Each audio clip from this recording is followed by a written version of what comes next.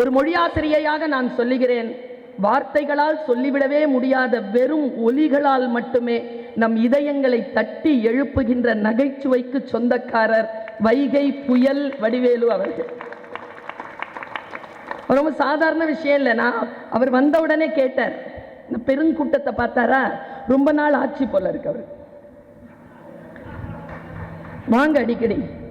MA படிக்கிறா அவ கேட்கிறா, தமிழ்ல ஒரு ஆணியம் புடுங்க வேண்டாம் அப்படின்னு சொல்றாங்களே, அது பழமொழியா மரபு தொடர?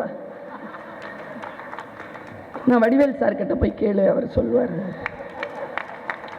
என் பெயர் பேராசிரியர் பர்வீன் சுல்தானா.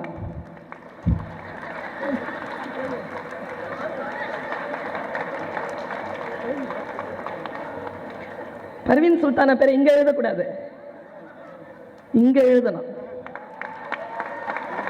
ஏன்னா நாங்கெல்லாம் திராவிட மரபு சார்ந்தவர்கள், இங்க எழுதிக்க மாட்டோம், இங்க எழுதுவோம். இந்த இனம் எப்படிப்பட்ட இனம் தெரியுமா? பல்லாயிரக்கணக்கான ஆண்டுகளான பண்பாட்டிலும் நாகரிகத்திலும் சிறந்து விளங்கக்கூடிய அடிப்படையில் ஆழ் மனதில் சுயமரியாதை உணர்வு கொண்ட ஒரு இனம்தான் தமிழ் இனம். எனக்கு அண்ணாமலை பல்கலைக்கழகம் பட்டம் கொடுத்துச்சு, பேராசிரியருக்கு மதுரை பல்கலைக்கழகம் கொடுத்துச்சு. ஆனா நாங்க ரெண்டு பேருமே எந்த பல்கலைக்கழக மாணவர் தெரியுமா? அண்ணாமலையிலிருந்து மலையை தூக்குங்க,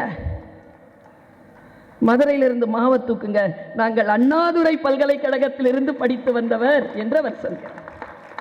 சில வெறும் புள்ளிகளை பெரும் புள்ளிகளாக்குவதற்காக நம் விரல்களில் கரும் புள்ளிகளை ஏந்தாமல் உண்மையான தலைவர்களை முன்னிறுத்துவதற்காக நாம் இந்த தேர்தலை எதிர்கொள்ள வேண்டும்.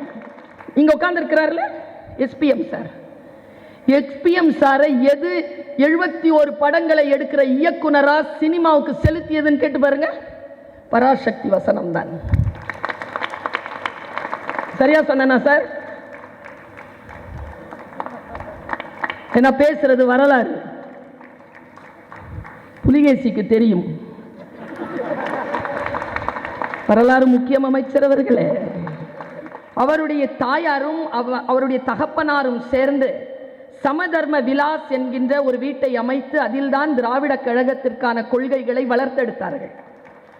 அந்த காலத்தில் நினைக்கக்கூடிய அஞ்சிய விதவை திருமணங்களை எல்லாம் இவருடைய தாயும் தகப்பனும் சேர்ந்து பல பெண்களுடைய வாழ்க்கையில் மறுமணம் செய்து வைத்த வரலாறு இவருடைய வரலாறு. இந்த மேடையில் சாதாரணமாக ஏதோ சினிமாவில் நடிக்கிறார்கள், சினிமாவில் படம் எடுக்கிறார்கள், உலகம் முழுக்க சுற்றி பேசுகிறார்கள் என்பதற்காக யாரும் இங்கு அழைக்கப்படவில்லை.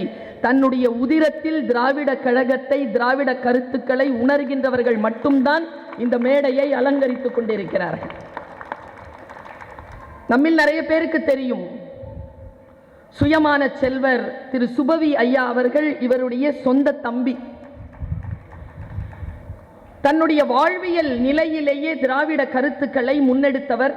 தான் சிறிய வயதில் இருக்கின்ற பொழுதே தந்தை பெரியார், பேரறிஞர் அண்ணா, முத்தமிழ் அறிஞர் டாக்டர் கலைஞர் அவர்கள் என்று அவர்களோடு பயணம் செய்த பெருந்தகை நமக்கு முன்னால் பேசினார். எனக்கு பின்னால் பேச வருகின்ற வைகை புயல் அவர்கள் இந்த மேடையில் அமர்ந்திருக்கிறார்கள். நான் எப்பொழுதும் நடிகர்களை பற்றி சொல்லுகின்ற பொழுது பெயர் சொல்லி அவர்கள் என்று சொல்லுவது வழக்கம். நான் ஒரு தமிழ்துறை பேராசிரியை. நான் படித்தது எம்ஏ மொழி, இலக்கியம் அல்ல, தமிழ் மொழி படித்தவள் நான். எனக்கு தமிழோடு சேர்ந்து 5 மொழிகள் சரளமாக பேச எழுத வரும், வாசிக்க வரும். நான் மொழியாசிரியை என்பதிலே எனக்கு நிரம்ப மரியாதை எனக்கே உண்டு. இது என்னுடைய வெள்ளி விழா. நான் ஆசிரியராக இருந்து பணியாற்றிய வெள்ளி விழா இந்த வருடம். ஒரு மொழியாசிரியையாக நான் சொல்லுகிறேன், வார்த்தைகளால் சொல்லிவிடவே முடியாத வெறும் ஒலிகளால் மட்டுமே நம் இதயங்களை தட்டி எழுப்புகின்ற நகைச்சுவைக்கு சொந்தக்காரர் வைகை புயல் வடிவேலு அவர்கள். ரொம்ப சாதாரண விஷயம் இல்லை. நான் அவர் வந்த உடனே கேட்டார், இந்த பெருங்கூட்டத்தை பார்த்தாரா, ரொம்ப நாள் ஆட்சி போல இருக்கு அவர், வாங்க அடிக்கடி வாங்க, அடிக்கடி இங்க வாங்க. அவரு ஒரு கலக்கத்தில் இருந்தார். வந்த உடனே என் பேர் என்கிட்ட கேட்டார், நீ யாருமான்னு கேட்டார். சொல்ல மாட்டேன்னு சொன்னேன். நீங்களே கண்டுபிடிச்சிக்கோங்க, தெரிஞ்சுக்கோங்க. உங்களுக்கு முன்னால தான் பேசுவேன், அப்போ நான் யாருன்னு உங்களுக்கு தெரியும்னு சொல்லவே இல்லை பேரை நான். அவர் சொன்னார், இல்லைம்மா கூட்டத்தில் வந்தனா தெரியல, நேற்று இரவு கூட நான் நீ எங்கேயோ பேசினது கேட்டுட்டு இருந்தேன்னு சொன்னார். வைகை புயல் வடிவேலு அவர்களை எப்பொழுதும் நான் வடிவேலு அவர்கள் என்று சொன்னதே கிடையாது, வைகை புயல் என்றுதான் நான் சொல்லுவேன். என்னுடைய கல்லூரியில் நான் உட்கார்ந்திருந்த பொழுது ஒரு ஆங்கிலம் படிக்கக்கூடிய ஒரு குழந்தை என்கிட்ட கேட்டுச்சு, மரபு தொடர்னா என்ன என்கிட்ட கேட்ட. பழமொழினா என்னன்னா, பழமொழி சினானிம்ஸ், மரபு தொடர் இடியம்னு சொல்லிட்டு ரெண்டுத்தையும் தனித்தனியாக எடுத்து நான் இடியம்ஸ்னு தனித்தனியாக சொல்லிட்டு இருந்தேன். அப்போ அந்த குழந்தை கேட்குது, எம்ஏ படிக்கிறாவ, அவ கேட்குறா, தமிழில் ஒரு ஆணியம் புடுங்க வேண்டாம் அப்படின்னு சொல்கிறாங்களே, அது பழமொழியா மரபு தொடர? நான் வடிவேல் சார் கிட்ட போய் கேளு, அவர் சொல்லுவார். அடடா வட போச்சே, இது மரபு தொடரா பழமொழியா? வெறும் சொற்களிற்கான வெறும் அந்த ஓசையிலேயே நம் அனைவர் மனதையும் மிக பல காலம் மகிழ்ச்சி படுத்தியவர் இல்லையா? கொரோனா நேரத்திலலாம் இவர் இல்லைன்னா நம்ம பாடு ரொம்ப கஷ்டம். நாங்கள் உங்களுடைய கொள்கைகள், உங்களுடைய அரசியல், நீங்கள் நடமாடுகின்ற உங்களுடைய வாழ்க்கை சிக்கல்கள் எல்லாவற்றையும் கடந்து நகைச்சுவை புயலாக நமக்கு வந்து வாய்த்த உங்களை நான் தமிழால் வாழ்த்துகிறேன். வாழ்க நீடு காலம். என் பெயர் பேராசிரியர் பர்வீன் சுல்தானா.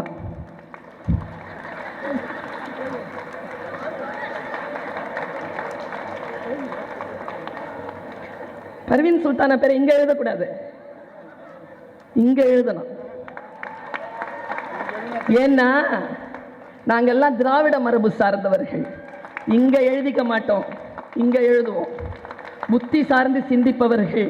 அதனால் தான் ஐயா SPM சொன்னார், இந்த கூட்டம் சாதாரணமாக வந்த கூட்டம் இல்லை, இது ஒன்றும் நலத்திட்ட கூட்டம் அல்ல. இது ஐயா அழைத்தார், தலைவருக்காக அழைத்தார். பேசக்கூடியவர்கள் அறிஞர்கள் வந்திருக்கிறார்கள். பேச்சை கேட்பதற்காக வந்த, கேட்டு பழக்கப்பட்ட தழும்பேறிய காதுகளை கொண்ட கூட்டம்.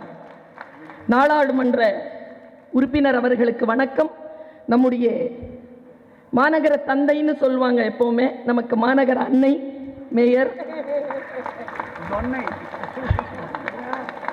நம்முடைய அன்பு சகோதரி பிரியா ராமன் அவர்கள், மேடையில் வீற்றிருக்கக்கூடிய கழக தூண்கள், கழகத்திற்காக உழைக்கக்கூடியவர்கள், திரளாக கூடியிருக்கக்கூடிய என் ரத்தத்தின் ரத்தமான உறவுகள், தமிழ் மக்கள், உங்கள் அத்துணை பேருக்கும் இந்த நல்ல நேரத்தில் என்னுடைய வணக்கத்தை தெரிவித்துக் கொள்கிறேன்.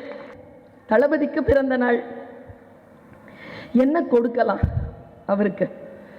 அவர் சொன்னார், நீங்க இந்த அரசியல்ல வரக்கூடிய தேர்தலில் சூழலை மிகச் சரியான நிலையில் மாற்றி திராவிட கழகத்திற்காக, திராவிட முன்னேற்ற கழகத்திற்கான நாட்களாக அதை மாற்றுங்கள் என்று சொன்னார்.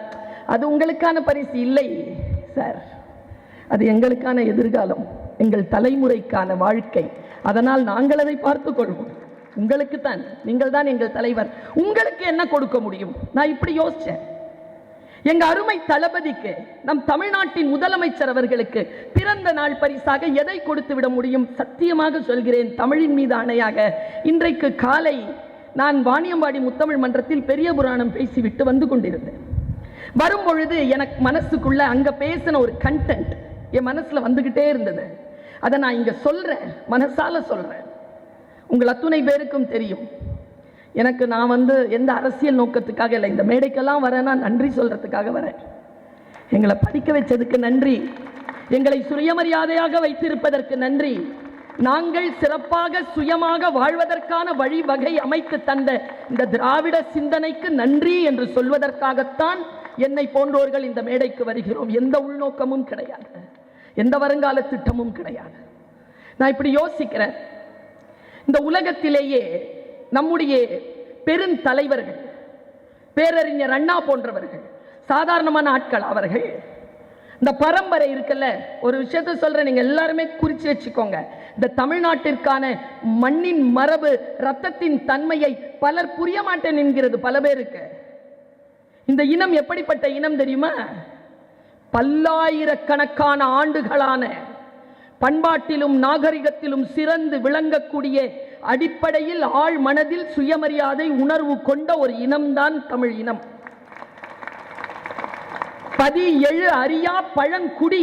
ஆம், எங்களுக்கு இந்த ஊரை விட்டு வேற ஊருக்கெல்லாம் போக தெரியாது. போனாலும் சம்பாதிப்பதற்காக போவோம், வந்துருவோம். அங்க இருந்தாலும் தமிழை கொண்டு போவோம்.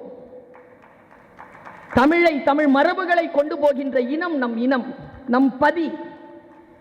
இந்த சொல் சிலப்பதிகாரம் நமக்கு சொல்கிறது. பதி எழு அறியா பழங்குடி. இதை பட்டினப்பாலை சொல்கிறது. இந்த பழங்குடியிலே மூத்தோன் ஒருவன் இருந்தார். அவருடைய பெயரை அடிக்கடி பேரறிஞர் அண்ணா அவர்கள் பயன்படுத்துவார்கள். நான் ஒரு வரலாற்று செய்தியை சொல்லுகிறேன்.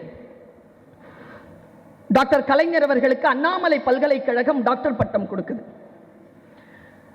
நம்முடைய பேராசிரியர் அன்பழகனாருக்கு மதுரை பல்கலைக்கழகம் டாக்டர் பட்டம் கொடுக்குது. கலைஞர், டாக்டர் கலைஞர் அவர்கள் முரசொலியில் எழுதுகிறார். என்ன எழுதுறார் தெரியுமா? எனக்கு அண்ணாமலை பல்கலைக்கழகம் பட்டம் கொடுத்துச்சு, பேராசிரியருக்கு மதுரை பல்கலைக்கழகம் கொடுத்துச்சு. ஆனால் நாங்கள் 2 பேருமே எந்த பல்கலைக்கழக மாணவர் தெரியுமா?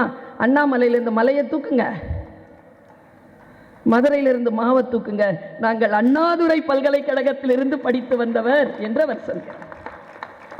இந்த பேரறிஞர் அண்ணாதுரை அவர் சொல்லுகின்ற, அவர் எப்பொழுதுமே கையில் எடுத்துக்கொண்ட ஒரு வாசகம், ஒன்றே குலம் ஒருவனே தேவன் என்பது. அதை எடுத்துக்கொண்ட வந்தார் இல்லையா? அதை சொன்னது யாருன்னா திருமூலர். திருமந்திரத்தில் அதை சொல்லுகிறார். யாவருக்குமாம் இறைவருக்கு ஒரு பச்சிலை, யாவருக்குமாம் பசுவிற்கு ஒரு வாயுரை, யாவருக்குமாம் உண்ணும் போது ஒரு கைப்பிடி, யாவருக்குமாம் மற்றவருக்கு இன்சொல் தானே என்று சொல்லி பழக்கப்பட்ட பரம்பரை திருமூலர் பரம்பரை. அந்த திருமூலர் சொல்லுகிறார், நம்முடைய வாழ்க்கை எவ்வளவு அற்புதமானது. நான் இன்னைக்கு காலையில சொன்னேன், எப்படி நாம் திருக்குறளை கையில் எடுத்துக்கொள்ள வேண்டுமோ திருமந்திரத்தையும் கையில் எடுத்துக்கொள்ள வேண்டும் என்று நான் பேசிவிட்டு வந்தேன். அப்பொழுது எனக்கு ஒரு ஆசை வந்தது. திருமூலருடைய வாழ்க்கை என்னன்னா, திருமூலர் ஒரு சித்தர். அப்படி போயிட்டே இருக்கிறார். போயிட்டு இருக்கும் பொழுது பாம்பு கடிச்சு ஒரு இடையன் இறந்துட்டான். அந்த ஆடுகள் எல்லாம் அவனை சுத்தி அப்படியே ஏக்கமா பார்த்துட்டு இருக்கு. எழமாட்டானா, நமக்கு இலை பறிச்சு தரமாட்டானா, அவன் செத்துட்டானா, நம்ம ஆள் இல்லையா அப்படின்னு இப்படி ஏங்கி அந்த இறப்பை தாங்க முடியாமல் அந்த ஆடுகள் எல்லாம் தவித்து இருக்கும் பொழுது திருமூலர் நேரா போய் ஒரு மரத்துக்கு கீழே மலைச்சாரல்ல படுத்துட்டு தான் உயிரை அப்படியே எடுத்துட்டு போய் இடையன் உள்ள செலுத்திட்டார். ஆடுகள் எல்லாம் சந்தோஷமாயிடுச்சு. திரும்பி வந்து பார்க்கிறார், தன்னுடைய உடலை எரித்திருக்கிறார்கள் பிணம் சொல்லி. கடைசி வரைக்கும் அவர் இடையனாகவே வாழ்ந்து விட்டு போனார். எனக்கு மட்டும் அந்த சக்தி இருந்தால் இதோ இப்பொழுதே நினைவாலயத்திற்கு சென்று இந்த உயிரை அங்கே செலுத்தி கலைஞனவர்களை பரிசாக இந்த தளபதிக்கு அந்த பிறந்த நாள் பரிசாக தந்துவிட மாட்டோமா என்ற நினைவிலேயே நான் இன்றைக்கு பயணம் செய்து வந்தேன். எந்த மாதிரி ஒரு தலைவரை காலம் நமக்கு தந்திருக்கிறது. இந்த தலைவரை தண்ணீர் விட்டோ வளர்த்தோம் சர்வேசா, இப்பயிரை கண்ணீரால் காத்தோம், கருகத் திருவுளமோ என்று கசிந்து கண்ணீர் மல்குவான் பாரதி. அப்படி காலம் நமக்கு தந்த அற்புதமான பெட்டகம்தான் இந்த தலைவர் தளபதி அவர்கள். இந்த தளபதியை நாம் கொண்டாடி அடுத்த கட்டத்திற்கு அவர்களை எப்படி நாம் நகர்த்தி செல்வது என்பது நம் புத்திசாலித்தனம். நம் வருங்காலத்திற்கு நாம் யாரை பரிசளிக்க போகிறோம் என்பது நம் கையில் இருக்கிறது. சில வெறும் புள்ளிகளை பெரும் புள்ளிகளாக்குவதற்காக நம் விரல்களில் கரும் புள்ளிகளை ஏந்தாமல் உண்மையான தலைவர்களை முன்னிறுத்துவதற்காக நாம் இந்த தேர்தலை எதிர்கொள்ள வேண்டும். அதற்காக நான் சொல்லுகிறேன், யார் தெரியுமாங்க ராஜா? நான் இதுவரைக்கும் மாமன்னன்ல நல்லா நடிச்சிருந்தீங்க, வாழ்த்துக்கள், ரொம்ப நல்லா நடிச்சு. இங்க வருங்க, உங்களுக்கு எத்தனையோ பேர் விழா எடுக்கலாம். அதாவது ராஜரத்னம் பிள்ளை வாசிச்சுட்டே வரும்பொழுது, நாதஸ்வரம் வாசிச்சுட்டே வரும்பொழுது அவருக்கு பெரிய உயரிய தேசிய விருது கிடைச்சது. அப்போ அவர்கிட்ட கேட்டாராம், உங்களை நீங்கள் ரொம்ப பெரிய ரசிகரா யாரையாவது பார்த்துருக்கீங்களா? யாருன்னு உடனே பார்த்துருக்கேன். உலகத்தில் இருக்கக்கூடிய பெருந்தலைவர்களும் மிகப்பெரிய ஆட்களும். உங்களை பாராட்டுவதெல்லாம் பாராட்டல்ல. ராஜரத்னம் பிள்ளை சொன்னார், நான் ஒரு வாட்டி ஒரு கோயில் திருவிழாவுக்கு வாசிச்சுட்டே போயிட்டு இருந்தேன். பக்கத்தில் ஒருத்தன், ஒரு குடியானவன், தலையில பெட்ரோமாக்ஸ் வச்சுட்டு வந்தான். நான் ஒரு பிர்கா வாசிச்சேன், பலே அப்படின்னு தூக்கி அப்படி பிடிச்சான். அதுதான் என் வாழ்க்கையில் கிடைத்த ஆகப்பெரிய, அந்த மாதிரி சொல்றேன், அந்த பலே தான் சூப்பர். நான் எப்பவுமே யாரையுமே ராஜான்னு சொல்ல மாட்டேன். நான் சொல்றேங்க, இந்த நூற்றாண்டில் தமிழ்நாட்டிற்கு கிடைத்த மன்னன் ராஜா. ஏன் ராஜான்னு சொல்றோம் தெரியுமா? நான் ஏன் சொல்றேங்கிறத சொல்றேன், காரணத்தை சொல்றேன். சாதாரணமா புகழ்ந்து சொல்றதுக்காக சொல்லல, உண்மையாவே அவர் ராஜா தான், நமக்கான ராஜா தான். மக்களாட்சி தான் இது, மக்களால் தான் தேர்ந்தெடுக்கப்படுகிறோம். மக்களால் தேர்ந்தெடுக்கப்பட்ட மாமன்னன். பாருங்க, பைபிள்ல ஒரு ராஜா வராங்க. பைபிள்ல வரக்கூடிய அந்த ராஜாவுக்கு என்ன பேர்னா சாலமோன்னு பேரு. அவன் பேர் அழகனா, அவனை போல் யாருமே உடுத்தியது கிடையாது. அவ்வளவு பேரழகா அவன் உடுத்துவானா. அவ்வளவு சிறப்பான மன்னன். தாவீதை விடவும் மிகப்பெரிய மன்னனாக கொண்டாடப்பட்டவன் சாலமோன். ஆனால் சாலமோன் மன்னனாக கொண்டாடப்பட்டது அவன் அழகினாலோ அவன் ஆடை அலங்காரத்தினாலோ அல்ல. வரலாறு இப்படி சொல்லுகிறது. ஒரு முறை சாலமோன் குதிரையில் வந்துட்டு இருக்கும் பொழுது படை பின்னால வருது. அப்போ காட்டு வழியா அந்த படை போகணும். ஒரு மரத்துக்கு கீழே எறும்பு ஊறிக்கிட்டே இருந்துதான். எறும்புகள்ல ஒரு எறும்பு சொல்லிச்சான், குதிரைப்படை வருது, நம்ம செதஞ்சு போயிடுவோம், நம்ம பாதுகாப்பா போயிடலாமா? அப்போ ஒரு எறும்பு சொல்லிச்சான், கவலைப்படாதே, வருபவன் சாலமோன், அவனுக்கு நாம் பேசிக்கொண்டிருப்பது கேட்கும், அவன் நம்மை மிதிக்க மாட்டான். எறும்புகளை மிதிக்காத ராஜன் வாழும் சாலமோன். எப்போ தெரியுமா? முந்தானேத்த தினத்தந்தி படிச்சுட்டு இருந்தேங்க. எப்படி நன்றி சொல்றதுன்னு தெரியல. இந்த வாய்ப்பை பயன்படுத்திக்கிறேன். 10th +2 பிள்ளைங்க எழுதுறாங்க. இந்த குழந்தைங்களுடைய எக்ஸாமினேஷன் முடிகிற வரைக்கும் தமிழ்நாட்டில் மின்வெட்டு இருக்கக்கூடாதுன்னு சொன்னார் பாருங்க சாலமோன்ங்க. யானையின் பிளிரல் மட்டும் ஒருவனுக்கு கேட்கக்கூடாது, மன்னனாக இருக்கின்றவனுக்கு எறும்பின் கிசுகிசுப்பும் கேட்டுவிட வேண்டும் என்பதுதான். நமக்காக சிந்திக்கக்கூடிய ஒரு தலைவன் நமக்கு கிடைத்திருக்கிறான். யோசித்து பார்த்தார், இவரை எப்படி வாழ்த்துவது? நான் சாதாரணமா சொன்னா, நான் ஒரு விஷயத்தை சொல்றேன். பாரதி எனக்கு ரொம்ப பிடிக்கும், irrespective of all things. Bharathi எனக்கு உயிர். அண்ணனுக்கு தெரியும், பாரதியாருடைய பிறந்த நாள் அன்னைக்கும் அவருடைய நினைவு நாள் அன்னைக்கும் அங்கே தான் கிடப்பேன். நான் அவரையும் கூப்பிட்டுட்டே இருப்பேன், மேயரம்மாவையும் கூப்பிட்டுருக்கேன். வந்திருக்காங்க, 2 பேரும் வந்திருக்காங்க. ரொம்ப பிடிக்கும் எனக்கு. ஒரு முறை அவன் இப்படி உட்காந்துருந்தானா, உட்காந்துருக்கும் போது ஒரு ஆள் ஒரு துண்டு கையில் வச்சுட்டு இப்படி முகத்தை இப்படி மூடிக்கிட்டு இருட்டில் வந்து நின்று இருக்கார். வரலாறு நான் சொல்றது. கொஞ்சம் சாப்பாடு கிடைக்குமா, தண்ணி? யார் அப்படின்ட்டு முகத்தை எடுத்து பார்த்தா நீலகண்ட சாஸ்திரி. நீலகண்ட சாஸ்திரி சிறையிலிருந்து வருகிறார். 4 நாள் ஆச்சு சாப்பிட்டு. சுதந்திர போராட்டத்திற்காக போராடுவதற்காக நான் சிறை சென்றேன். யாரிடத்திலும் எப்படி பிச்சை கேட்பது பாரதி? 4 நாள் ஆச்சுடா சாப்பிட்டு.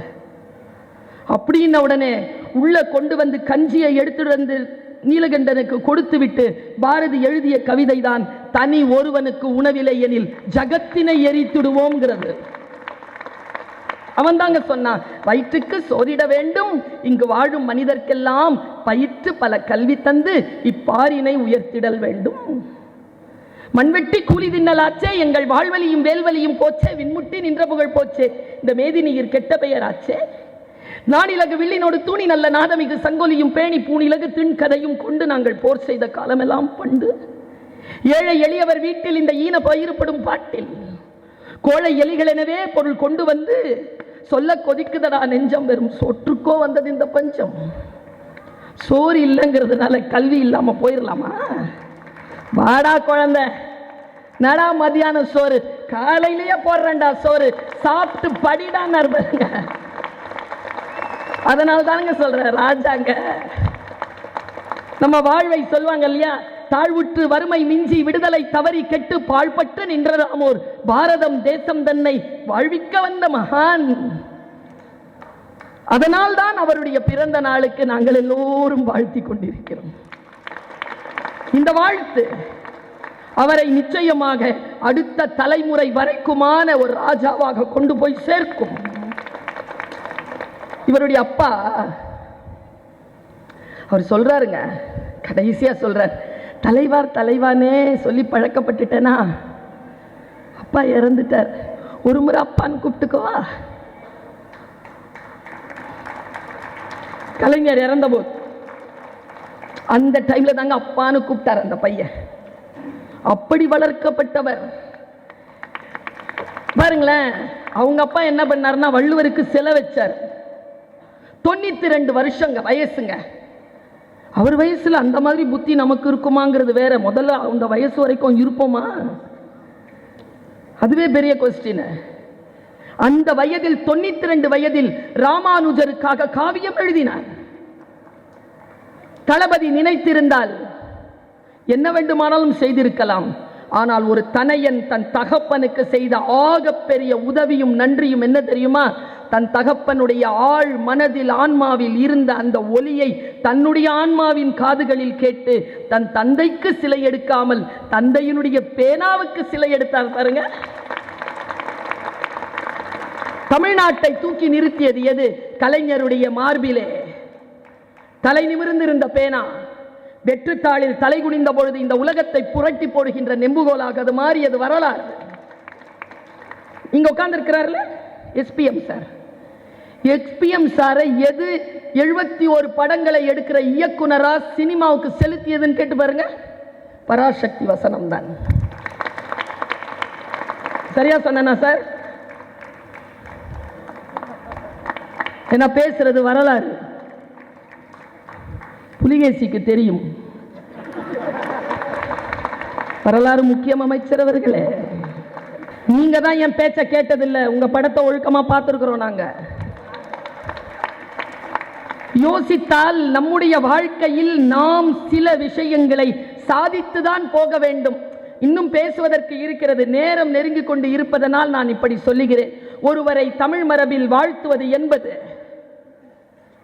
கல்வி, தனம், குடும்ப நலம், உடல் வளம், புகழ், பெருமை, இறை நேசம், இது எல்லாம் பெற்று 16 பெற்று பெரு வாழ்க்க வாழ் தலைவா என்று உன்னை வாழ்த்துகிறேன், அதற்கும் மேலாக வாழ்த்துகிறேன்.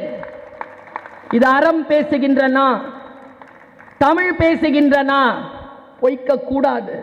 தமிழ் மக்கள் பொய்க்க விடமாட்டார்கள். நீர் 16 பெற்றல்ல 40 பெற்று நீடு வாழ்க என்று சொல்லி வாழ்த்தமைக்கு, எனக்கு வாய்ப்பு தளித்தமைக்கு அனைவருக்கும் நன்றியை செலுத்திக் கொண்டு உங்கள் அத்துணை பேரையும் வாழ்த்தி நிறைவு செய்கிறேன். நன்றி, வணக்கம்.